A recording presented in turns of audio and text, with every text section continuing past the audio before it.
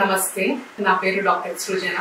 నేను ఆస్టర్ నారాయణ హాస్పిటల్లో consultant గైనకాలజిస్ట్గా work చేస్తాను. సో ఈరోజు మీ ముందు నేను నార్మల్ డెలివరీ ప్రొసీజర్ ఏంటి, నార్మల్ డెలివరీ అయ్యే ముందు ఏ కండిషన్స్తో హాస్పిటల్లో అడ్మిషన్స్ అవ్వాలి అన్న దాని మీద మీకు ఒక అవగాహన కోసము ఒక చిన్న స్పీచ్ ఇవ్వబోతున్నాను.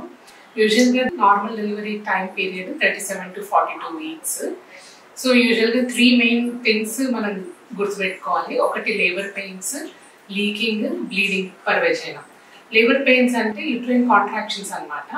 అవన్నీ క్రాంపీ కాంట్రాక్షన్స్, బ్యాక్ నుంచి ఫ్రంట్కి నొప్పి వచ్చినట్టు అనిపించినప్పుడు, ఎవ్రీ 5 minutes ఒకసారి నొప్పులు స్టార్ట్ అయినప్పుడు వెంటనే హాస్పిటల్కి రిపోర్ట్ చేసుకోవాలి. ఈ 5 minutes ఒకసారి నొప్పులు 15 to 20 seconds మాత్రమే లాస్ట్ అవుతుంది. సో ఆ టైంలో మనం హాస్పిటల్కి రిపోర్ట్ చేసుకోవాలి. నెక్స్ట్ హిస్టరీ ఆఫ్ లీక్ అనమాట. హిస్టరీ ఆఫ్ లీక్ అంటే ఉమ్మునీరు పోవడం అనమాట. ఆమ్నియోటిక్ బ్యాగ్ అంటారు అనమాట. అది ఒకవేళ రప్చర్ అయ్యి ఉమ్మునీరు పోయినట్టయితే వెంటనే హాస్పిటల్కి రిపోర్ట్ చేసుకోవాలి. Next bleeding per vagina. Bleeding per vagina అంటే ఒక్కొక్కసారి మ్యూకస్ ప్లగ్ అనేది ఏదైతే ఉందో అది పోయి బ్లీడింగ్ అయ్యే అవకాశాలు ఉంటాయి అన్నమాట. సో ఈ 3 ఫీచర్స్ ఉన్నప్పుడు వెంటనే హాస్పిటల్కి రిపోర్ట్ చేసుకోవాలి. సో మనం హాస్పిటల్కి రిపోర్ట్ చేసుకోగానే మా డ్యూటీ డాక్టర్ కానీ సిస్టర్స్ కానీ మిమ్మల్ని రిసీవ్ చేసుకుంటారు. రిసీవ్ చేసుకొని ఇన్వెస్టిగేషన్స్ అన్ని పంపించుకుంటాము.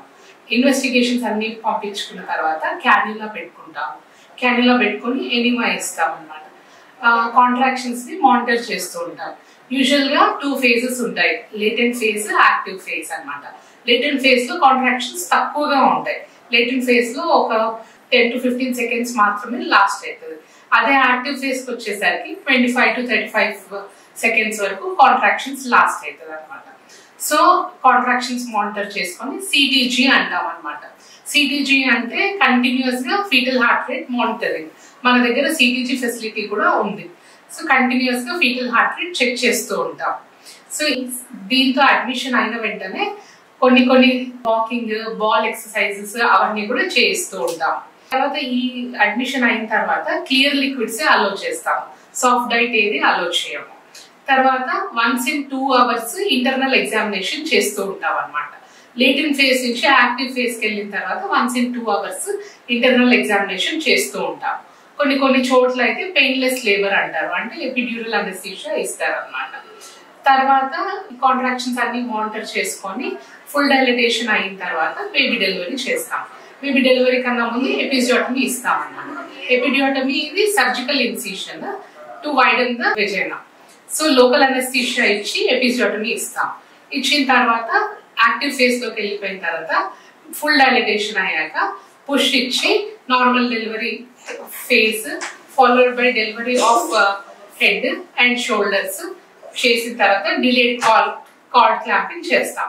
డిలేడ్ కార్డ్ క్లాంపింగ్ అయిన తర్వాత బేబీ మొత్తం వచ్చేసిన తర్వాత మళ్ళీ కొన్ని డ్రగ్స్ లైక్ సింటోసిన్ అవన్నీ ఇచ్చుకుంటాం అనమాట. ఐవి ఫ్లూయిడ్స్ అని కంటిన్యూస్ గా ఇస్తూ ఉంటాం.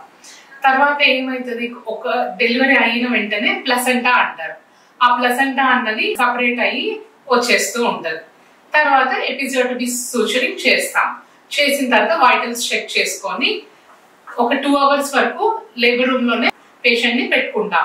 చెక్ చేసుకొని బ్లీడింగ్ చెక్ చేసుకుంటూ ఉంటాం అన్నమాట. 2 hours తర్వాత give something to eat, soft diet అలో చేసి బ్రెస్ట్ ఫీడింగ్ అలో చేస్తాం. ఇది నార్మల్ డెలివరీ ప్రొసీజర్ ప్రక్రియ. సో మన హాస్పిటల్లో నార్మల్ డెలివరీస్ కే ఎక్కువ ఛాన్సెస్ ఇస్తూ ఉంటాము. అన్ఇండికేటెడ్ సెక్షన్స్ ఏవి చేయము.